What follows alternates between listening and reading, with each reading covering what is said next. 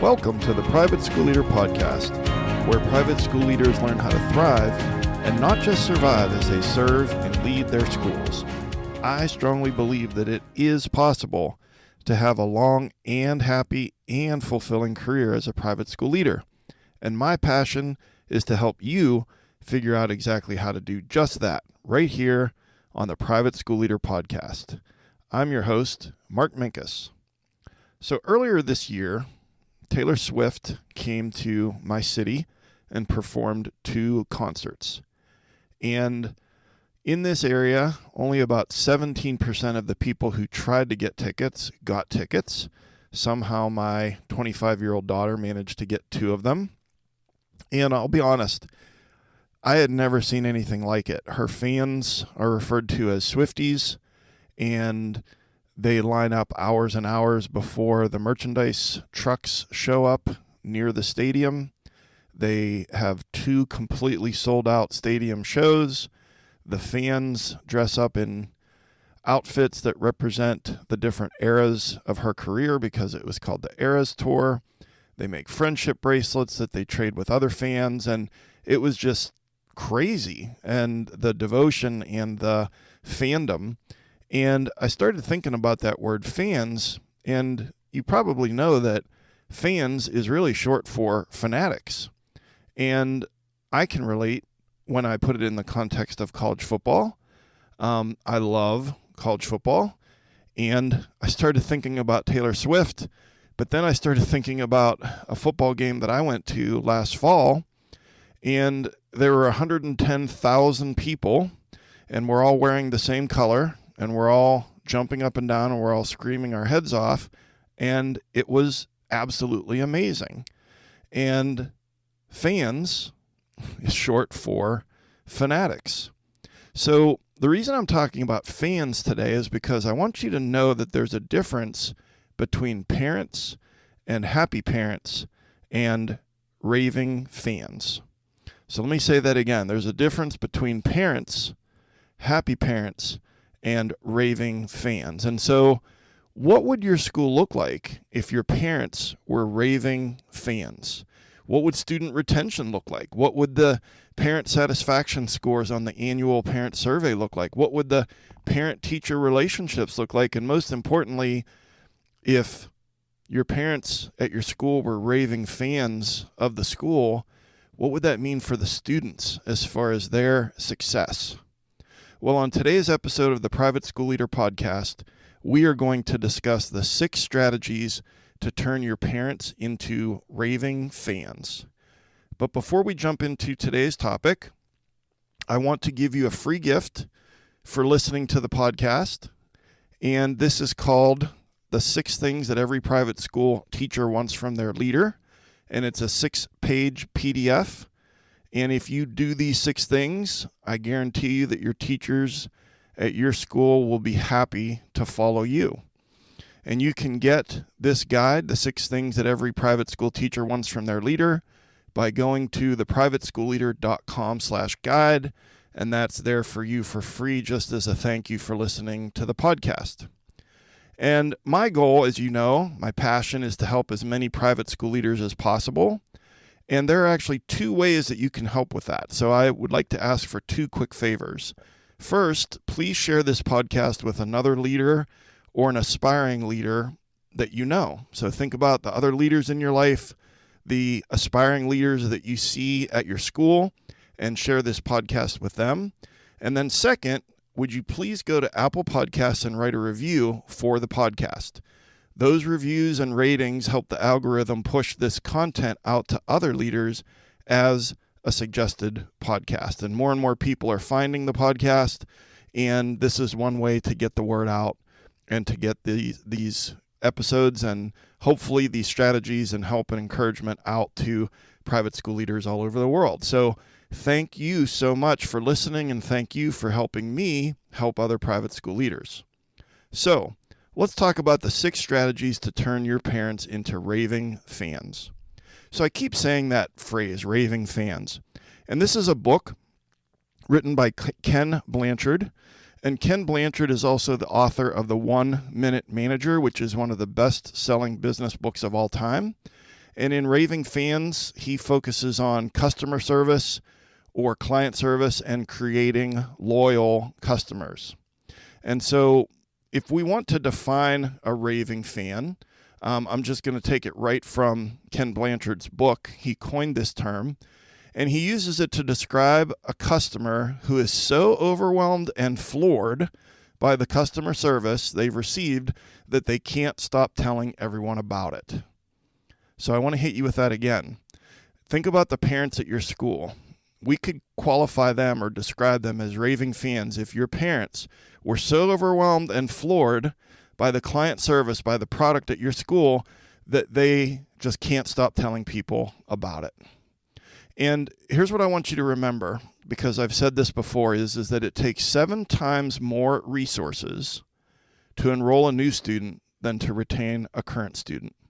So 7 times the money, the time, 7 times the energy, the manpower, all of the things that we do, advertising, 7 times more resources to enroll a new student than to retain a current student.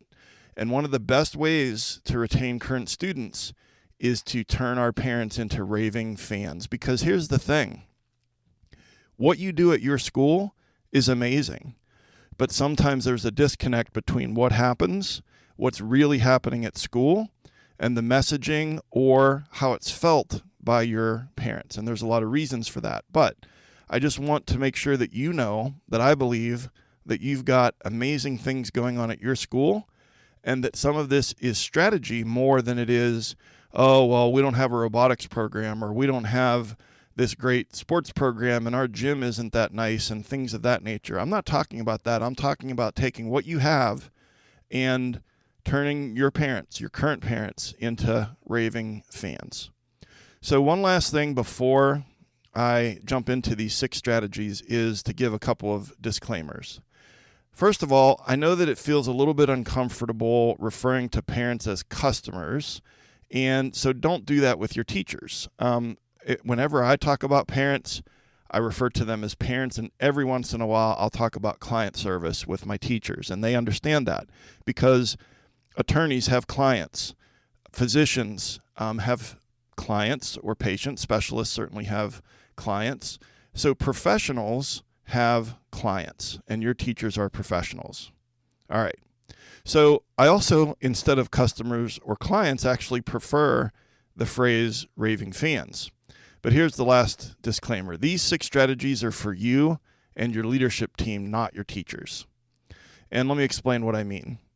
These strategies, if you just tried to roll this out in this format with this language and the way that we're going to talk about it today, your teachers would probably not receive it well. You are the person as a school leader who has to see the school as an educational institution, but also as a business. And we know that retaining families, attracting new families, that brings tuition dollars in, and then that's good for the bottom line. And so this hopefully is inspirational and strategic for you, and then you can take from these strategies and implement some things with your teachers, but I would not recommend rolling out these strategies directly to your teachers. Okay, here are the 6 strategies to turn your parents into raving fans.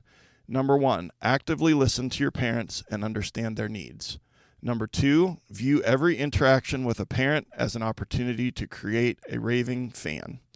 Number 3, offer exceptional solutions that address the parent's needs and provide memorable experiences. Number 4, over-deliver by 1%. Number 5, lean into what makes your school unique. And number 6, measure parent satisfaction.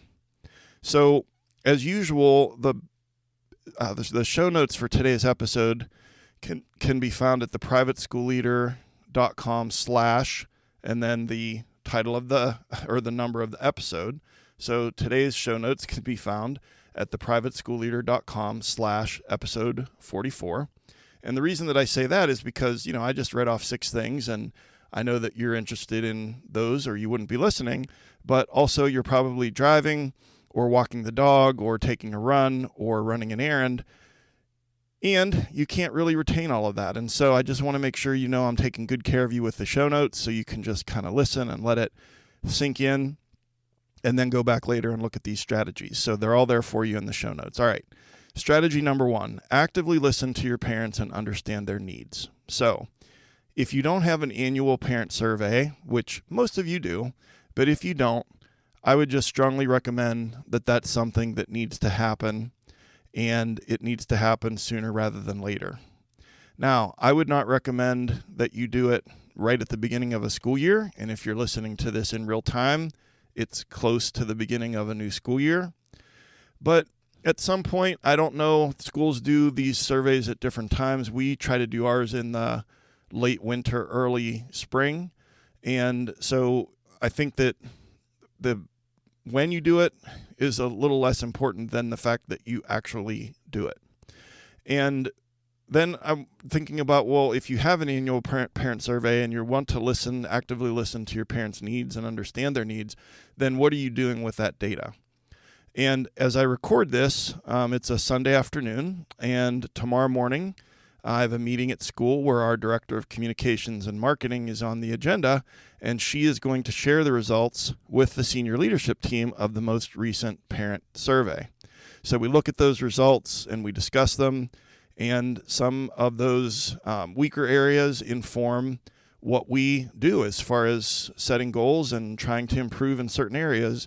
And it's extremely useful information. But I hear what you're saying. You're saying, Mark, I have a small school and I am the leadership team. I'm the whole team. And I know what that's like. When I was a head of school, we had a school that varied in size from 275 students up to over 500 students. And it wasn't until we got up over 400 students that I got some help in senior level leadership. So I understand what it's like to be a one-person show. However, if you are the whole leadership team, you still need to know what your parents think. And those results will inform, as I said, where you need to improve.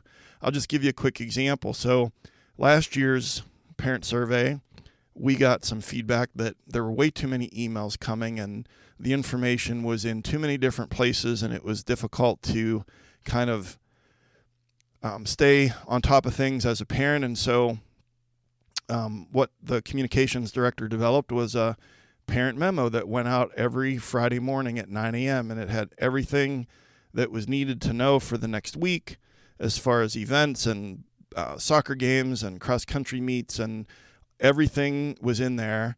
And then also down at the bottom was, another week out from the following week. And so it was sort of a one-stop shop for information. We also get feedback sometimes that parents perceive that certain academic areas are weak, and that's parent perception, of course, but sometimes where there's smoke, there's fire. And so I'm going to look closely at that if the feedback that I get is that this area is weak in the middle school or in the intermediate school. And then I also get feedback about me. So for example, there's a couple questions on there about, the head of middle school or the head of intermediate school. I had a problem and I felt that it was handled, or I felt like the response time was good and things of that nature. And sometimes that's uncomfortable to look at that data, but if I don't know the data, then I'm just going to keep doing the same thing the same way. And that's a recipe for losing families, and it's certainly not a recipe for turning parents into raving fans. So the feedback is important. And so we can't improve upon what we're doing if we only look at ourselves. In other words, if at a senior admin meeting or a meeting with your teachers, if everything stays inside the school or inside that room, you're going to look at each other and you'll be like, okay, we're doing pretty well. And you probably are. But we need to know what the perception is. And I would be the first to acknowledge that perception is not always reality, and sometimes those perceptions are incorrect, and they hurt, they sting, they hurt our feelings. It takes courage to ask the parents what they think of our school. It takes time to create the survey and to send the survey and to manage the data and to present the findings and then to make plans for improvement. All of that takes time, and you're thinking, I don't even have time to do the things that I need to do. But here's the thing. Do you have the time to replace the students that you lose because of indifference from the parents? Do you have the time to, just improve areas in your school by taking a shot in the dark as opposed to having something a little more specific? So you could just hope for the best. And there are schools out there that do have parent surveys, but maybe they don't do much with the data and it doesn't really inform their practice. And so I'm not saying that we have all the answers. I've certainly had years where I didn't do a good job with this, or we didn't have a parent survey at all. But I'm just reflecting back to you that now that I'm at a school where this is an annual thing where we ask the same questions and we can compare data year to year, that it is hugely important for us. And I feel like it definitely moves the needle as far as parents feeling heard. And then the last little piece of that is that then at some point in the, we're going to send the thing in the late winter, early spring, the survey. We're going to review the survey results in probably early August. And then at some point, probably in September, we're going to share that back out with the parents, not every specific little comment, but the general themes, so that they know they know that we're doing something with it, and that increases the percentage of parents that will fill it out the next year. But also maybe we've decided we're going to do this and we're going to do that, and then that helps the parents to feel heard. So if we're talking about wanting to turn parents into raving fans, number one is actively listen to your parents and understand their needs. Okay, let's go on to strategy number 2. Strategy number 2 is view every interaction with a parent as an opportunity to create a raving fan. And I'll be the first to admit that it's easy to view parent interactions as a nuisance and something to be avoided. And I'm not always going to like those interactions. Sometimes it's like going to the dentist when you sit down with a parent and it's just like, we're going to get through this, but how much discomfort do I have to go through to get my teeth to be clean and look good? But if we view it through the lens of creating a raving fan, then it changes things a little bit. Now, I want to make sure that I'm clear that I'm not talking about compromising your integrity or the values or the vision of the school. And so, for example, if you're sitting down with a parent and they're asking you to take the detention away from their 7th grader, and it's very clear that the child did the thing that they're accused of doing, then don't take that detention away. Don't change the grade. Don't reprimand that teacher if the teacher didn't do anything wrong. I'm not saying that you give in to the bully parent. What I'm saying is that if you view parents through the lens of creating a raving fan, and that's in the back of your mind or the front of your mind, you're not going to give in and roll over and just placate and do everything that they want, but maybe we treat them with a little bit more respect. Maybe we listen a little longer. Maybe we maintain that active listening a little longer. Maybe we just acknowledge their feelings and validate their feelings, and then they feel heard. And in my experience, and this is certainly true in the book Hopes and Fears from NAIS, I can link it in the show notes, that I did an episode on that, the 5% of parents that are trying to destroy your school, how to handle them, that the authors of that book, in their experience, see that about 90% of parents just want their feelings validated and to feel heard.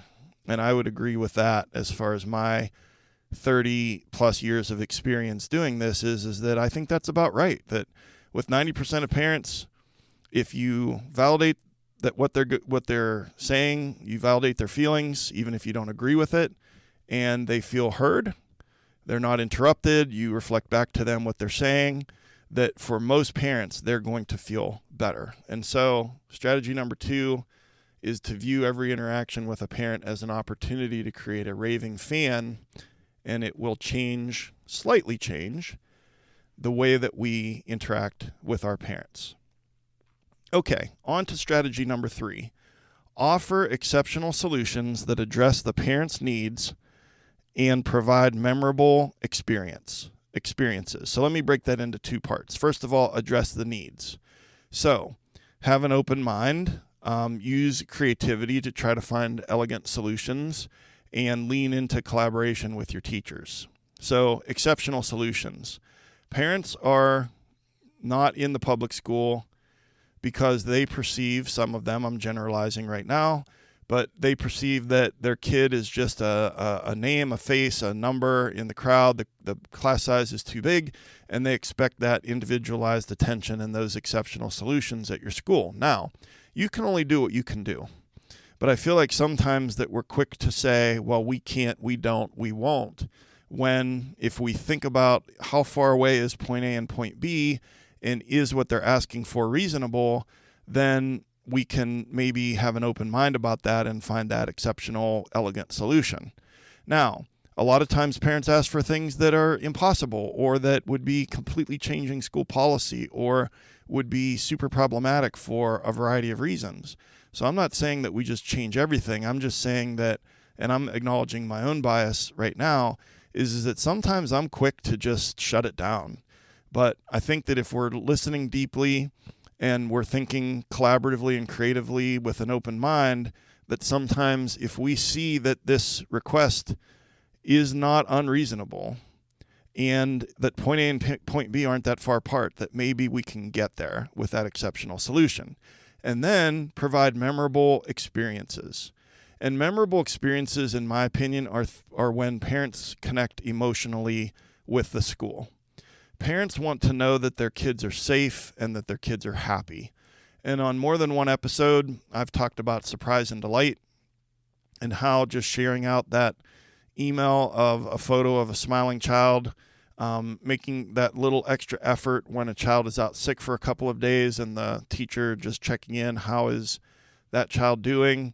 All of the things that I know that your teachers do or have good intentions to do, that those are ways that they feel connected emotionally to the school. But I also feel like parents, especially since COVID, many of them also are craving human connection because the world is becoming more and more digital. And even though social media is ubiquitous, I feel like that it's not that I feel like, I know that there's research out there to show that people feel more lonely now than they did before social media was so prevalent. And so even though we can connect with people all over the world, for the most part, we're still craving those human connections. And so whether that's an event, a religious service where the parents are invited once a month, I know that once a month at our school, the first Friday of the month, we have an all-school religious service, and the parents are invited, and there's songs, and there's dancing, and there's a lot of fun, and those are highlights for the parents. And so I know you can't have an event all the time, but just lean into those memorable experiences where parents can connect emotionally and view the teacher communication to parents through the lens of, how am I communicating that I get your child and that I love your child and that we're going to keep your child safe? Because those are the things that really connect emotionally with a parent. All right, now we're on to strategy number 4. Over-deliver by 1%. So once you know what the customer wants, then you just need to deliver that all the time without exception. And so that's a quote from the book Raving Fans. We know what our parents want. They want I mentioned it a moment ago, they want their child to be safe. They want there to be academic rigor. They want their child to grow socially and emotionally. A lot of these things are in our mission statement. These are the things that the parents want. So we're just going to deliver that. But then we're going to seek to over-deliver and continually improve by 1%. And so let me explain what I mean by over-deliver. And it goes back to what I said a few minutes ago about surprise and delight. And I'll share in the show notes, I think it's episode 2. I'll share in the show notes the about parent-teacher communication, but one of the strategies was surprise and delight, and I elaborate on it a little more, but a couple things about that.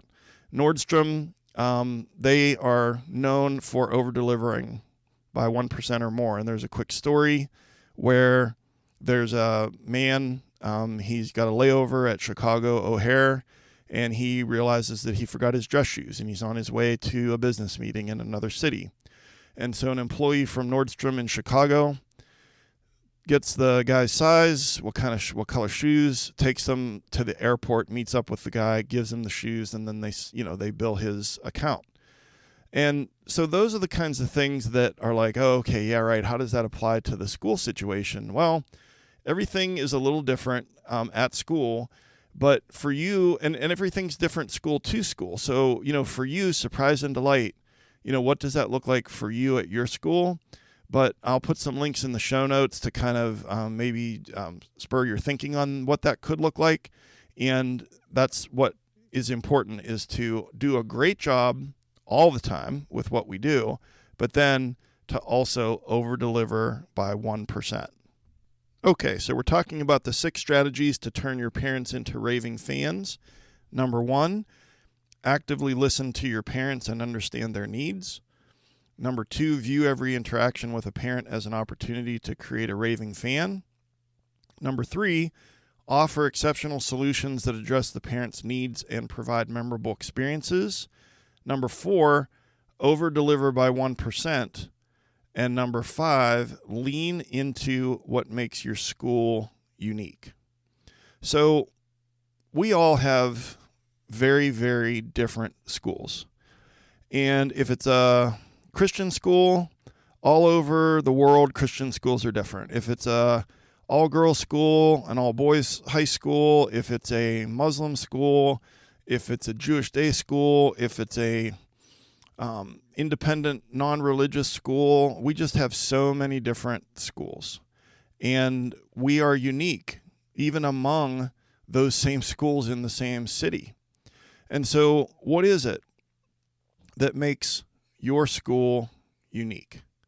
So what makes us, to lean into and think about, well, what makes us different from private and public schools in your area? And, for me at my school, it's small class sizes. Of course, being a Jewish day school, for the families where Jewish continuity and learning some Hebrew and learning some Jewish studies, learning about the Holocaust, those are important things to them. Also, just the Jewish values, taking care of the environment and being an upstander and being a person of integrity, being a mensch. So, those things are reflected in everything that we do. And so a person that has their children enrolled in our school looking for those things. Well, they're also looking for a place that's safe, rigorous academics. They want a wonderful, warm school community. But also, maybe your school is really large and you're like, well, I don't know if we've got that warm school community because we're just so big. But then maybe because you're so large, you've got the ability to have maybe a larger leadership team. You've got a great, very robust sports and arts program, outstanding programs for blank, fill in the blank. So whatever you are, whoever you are, whatever makes your school special, whatever makes your school unique, is to lean into that, because there was something that attracted those parents to your school in the first place. And another way to find out what are the unique things that your parents value is to ask them. But once you know that, and I think you intuitively already know it, is to lean into that and to not make excuses for, if you're a small school and let's say you don't have a gymnasium that's as big as some of the bigger, fancier schools in your city. Well, don't make a lot of excuses for that. Just make the best with what you've got and lean into the things that make your school unique. And then our 6th and final strategy for turning parents into raving fans is to measure parent satisfaction. So this is about comparing the results year to year. And I want to talk for a moment about a metric called Net Promoter Score.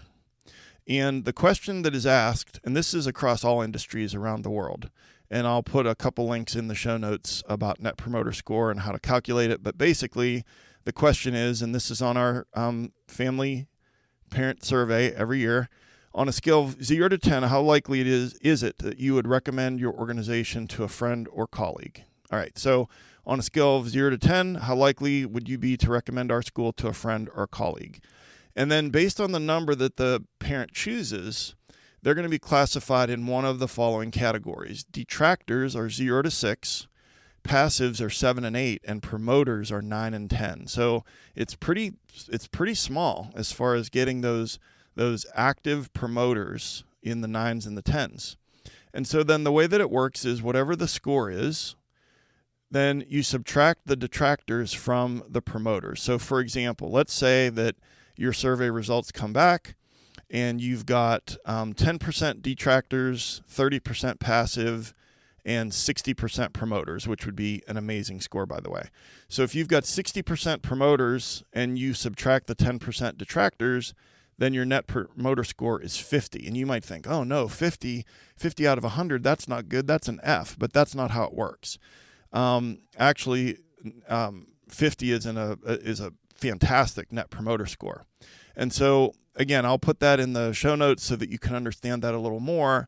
But that's something where then you can kind of compare across industries, and it is a number that we look at closely every year to see where are we at with not just customer satisfaction, parent satisfaction, but specifically the net promoter score is that level of happiness. That Raving Fans metric is really those 9s and 10s on a scale of 0 to 10. How likely are you to recommend our school to a friend or a colleague? And so, again, like I said, I'll put a couple notes. I'll put a couple links in the show notes so that you can, maybe if you want to dig in a little more to net promoter score. And it's not really that complex. And it's one more question on the parent survey, and then you can check out that data. So the big takeaways from today's episode, the definition of a raving fan is a customer who is so overwhelmed and floored by the client service that they're receiving that they can't stop telling everyone about it. And a reminder that 7 times more resources are needed to enroll a new student than to retain a current student. And then the 6 strategies to turn your parents from parents to happy parents into raving fans are: number 1, actively listen to your parents and understand their needs. And you're going to do that with your parent survey and then actually do something with that data. Number 2, view every interaction with a parent as an opportunity to create a raving fan. And when we view it through that lens, we might be a little more patient, a little more active listening, a little less listening with the intent to respond. Number 3, offer exceptional solutions that address the parent's needs and provide memorable experiences. And so we're going to really try and see if what they're asking for or the solution that would help meet their child's needs, is it possible? Is A and B that far apart, or do we just default to just shutting down when parents ask for things that we don't currently do? And whatever we do, we need to do it in a way that still aligns with our mission and our values as a school, and then provide memorable experiences would be those emotional connections. Over-deliver by 1% is strategy number 4, and that's all about surprise and delight. Number 5, lean into what makes your school unique. And number 6 is measure parent satisfaction by adding that net promoter score question to your annual survey. All right. And now I like to end every episode with a call to action. And so in the next week, I'd like for you to pick one of these strategies and then decide one action that you're going to take to implement this or to do better at this during this school year. So pick one strategy, one action, and then implement it. And I've created another free resource for you called The Top 6 Ways to Protect Your School from a Lawsuit. This is a 10-page PDF that will help keep your staff and students safe and help keep your school out of court. Litigation is expensive and time-consuming and very stressful, and this common sense guide will help you be more intentional and proactive when it comes to protecting your school. And you can get the top 6 ways to protect your school from a lawsuit at theprivateschoolleader.com/lawsuit. And if you're getting value from this podcast, I'd love to hear from you. Shoot me an email at mark.o.minkus@gmail.com and let me know about a new strategy that you're using at school, or tell me what your biggest pain point is right now. And I'd love it if you would subscribe to the podcast, and you can find today's show notes at theprivateschoolleader.com/episode 44. A new episode of The Private School Leader comes out every week on Apple and Spotify and YouTube and wherever you get your podcasts. And I'm on Instagram at The Private School Leader, on Twitter at The PS Leader. And again, if you got value from this episode, just please, please, please share it with another leader in your life or an aspiring leader at your school. And I've been your host, Mark Minkus. I want to say how much I appreciate you and all of your hard work.